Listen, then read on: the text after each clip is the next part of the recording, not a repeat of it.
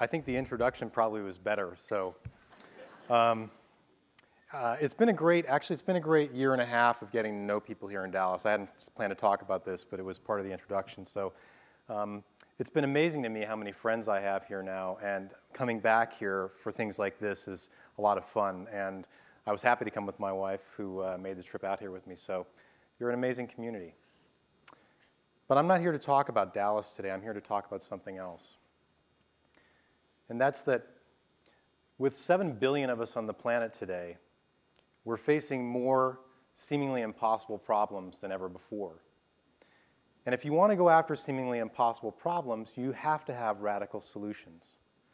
And radical solutions need angel investors. And I know this is true because 10 years ago in 2001, when I was in South Africa working on this project, I met people who didn't have access to clean water. And I found out that the people who were suffering and dying didn't have a voice. And it occurred to me, there was an idea that came to me, and I thought, I can take a huge global market and use that global market in a way that it hasn't been used before by creating a brand that would act as a mechanism to allow people in a very easy way to basically become investors in a solution, almost subversively. And that idea became Ethos Water.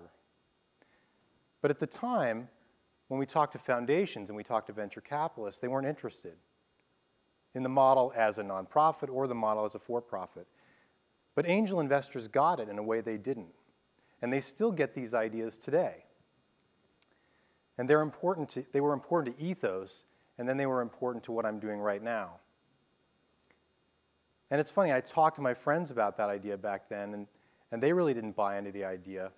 And the angels really changed everything in a way that people even who knew me and cared about what I was doing didn't. And this may surprise you a bit,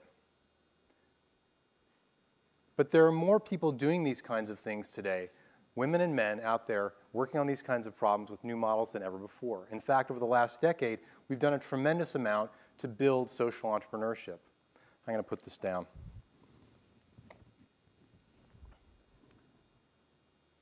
The problem is that the building of this field of social entrepreneurship has not been followed by the construction of enough angel investing to support it. So we have schools that are producing people who want to be social entrepreneurs.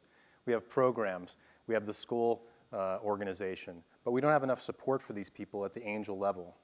And the kind of support they need is the support at the very inception of an idea, not later when everyone comes to think it's a good idea, when it's easy. They need it right up front.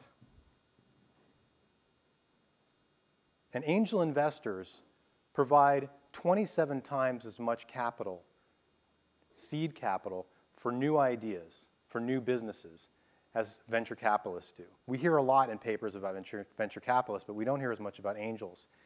And the reason why is that angels invest their own money and their connections and themselves in supporting individual people, one-on-one relationships. There aren't any intermediaries. And that's critical.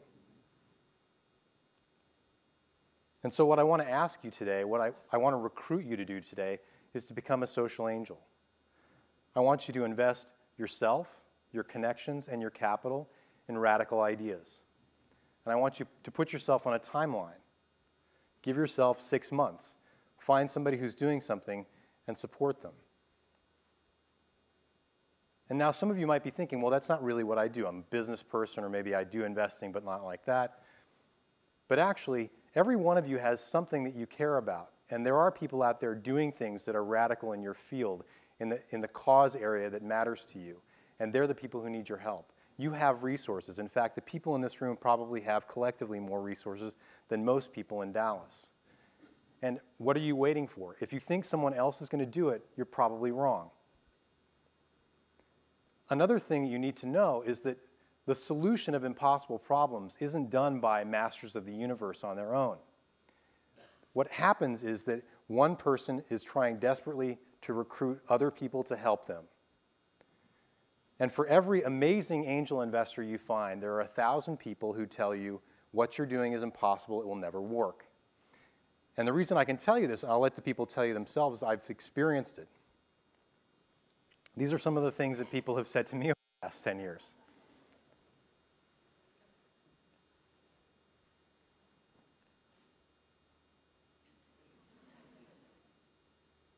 That's a good one.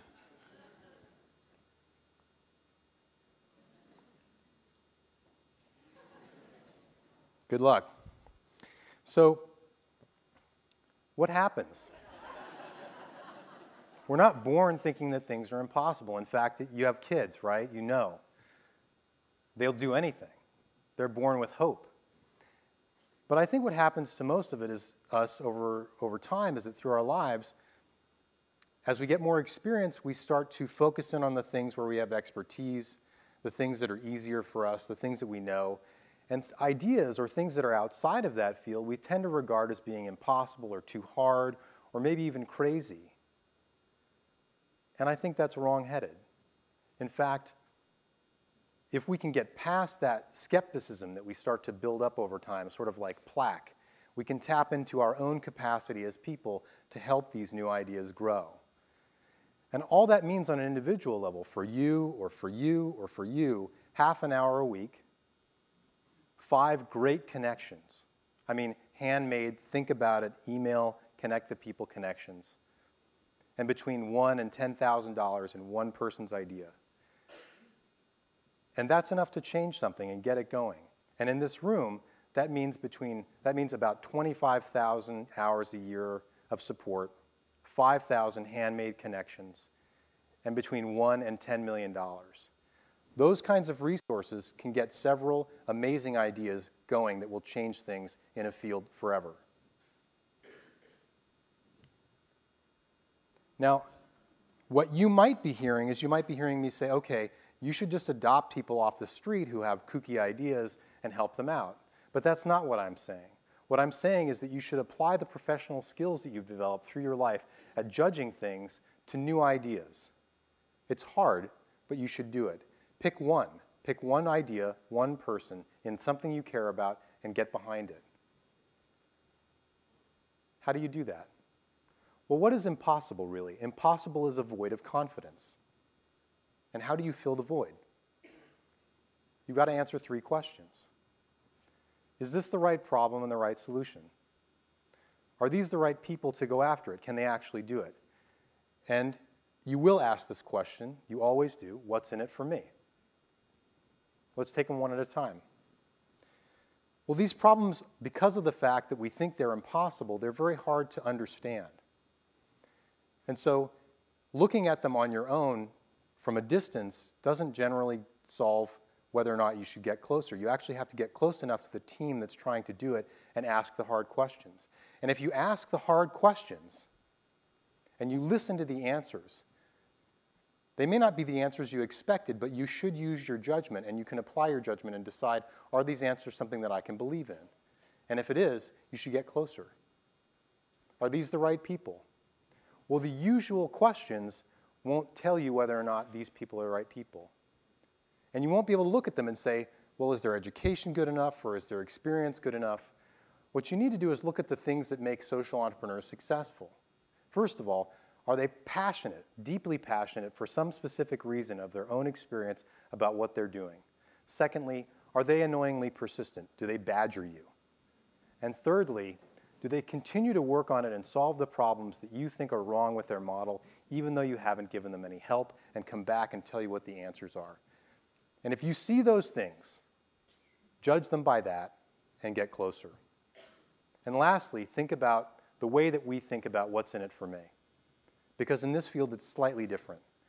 Usually, we invest, we see success, and we benefit, returns. But in this kind of investing, you're investing more than just your money, and you're changing more than just the market. And that becomes clear when you start to get involved with real people who are building real solutions to real problems.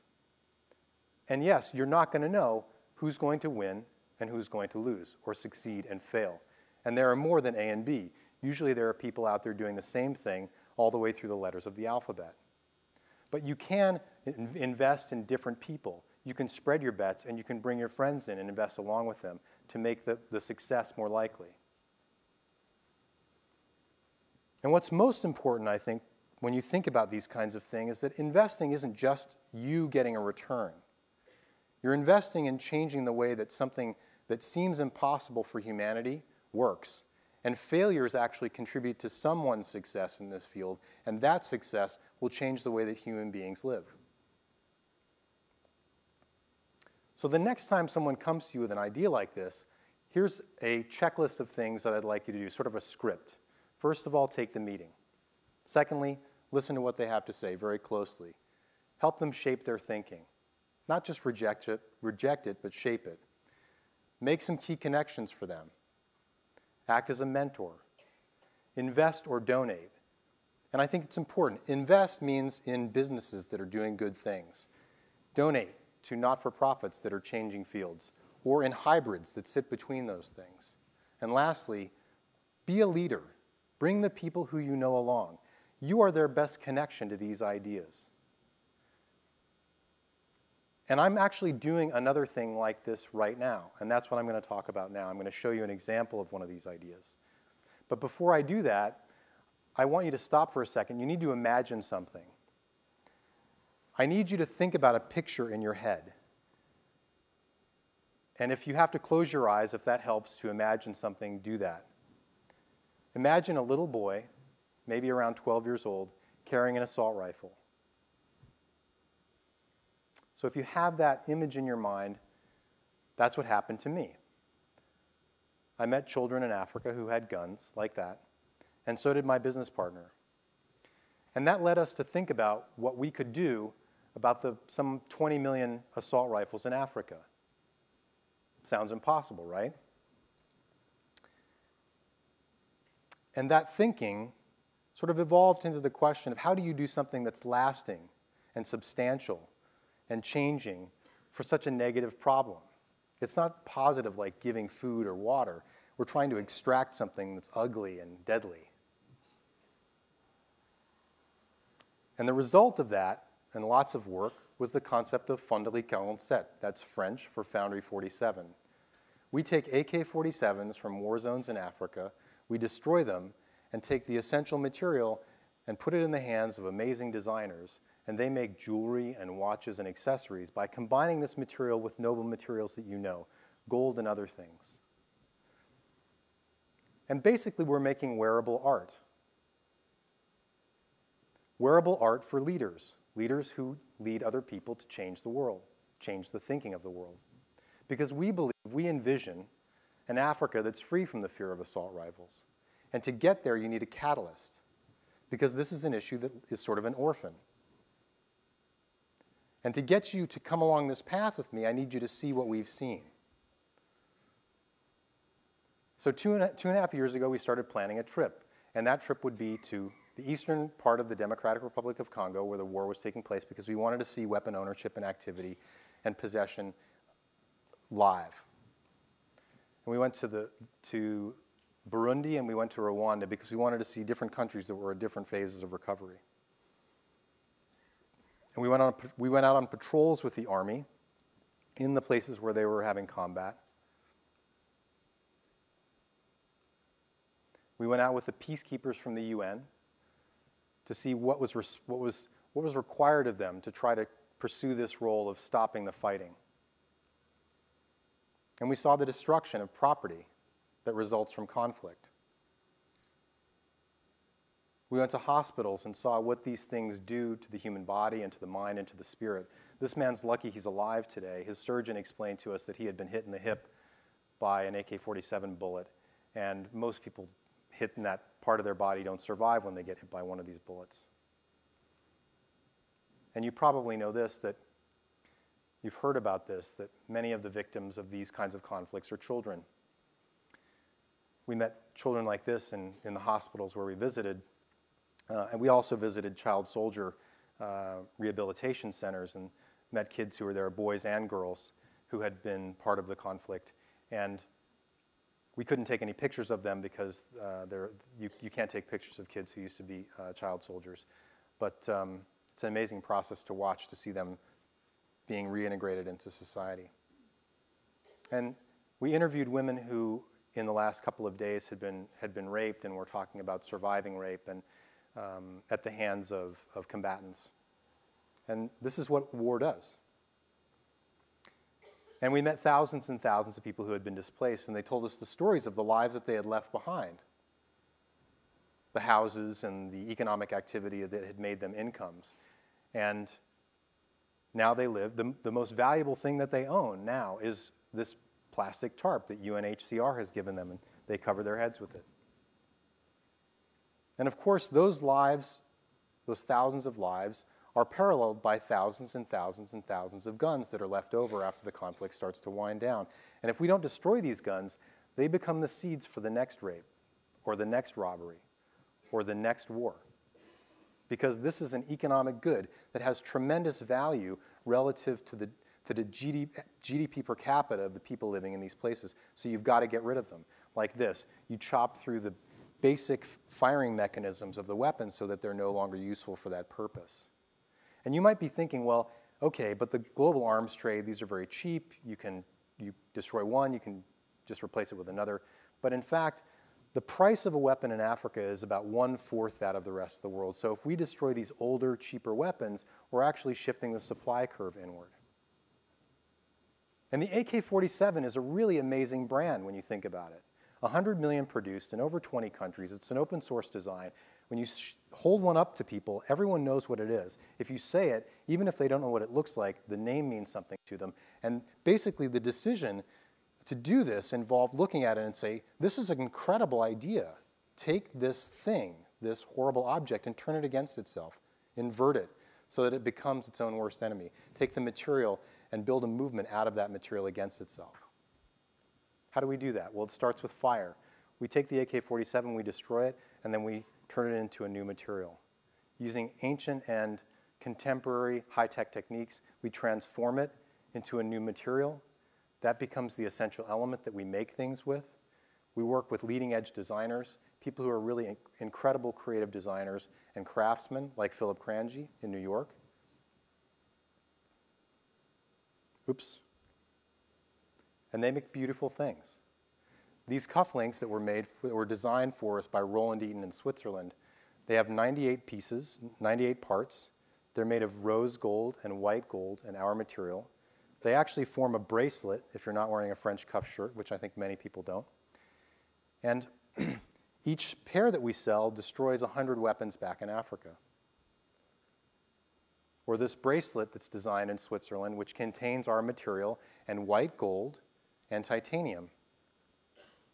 Or these rings designed by Philip Cranji, which contain our material, 18-karat gold, and each piece is handmade. So if someone orders one, then Philip actually designs the piece specifically for them. These earrings that Philip designed about a month ago, which were actually auctioned off at the Women for Women fundraising event in New York to raise money for their organization. They destroy 70 guns when sold. And so if you're asking if it's working, it actually is. We've destroyed over 6,000 assault rifles in the Democratic Republic of Congo so far. We have customers. We have a business, and we have a not-for-profit, so we also have donors, we have investors, some of them live here in this city. And so my hope is that after these 18 minutes that you have been convinced that this is an important issue and that you want to do something about helping us to make a difference in this field. But what's more important is that you make the decision, if you have the resources, to become an angel, and you do have the resources, even if you don't think you do. So you need to earn your wings. Start today. Thank you.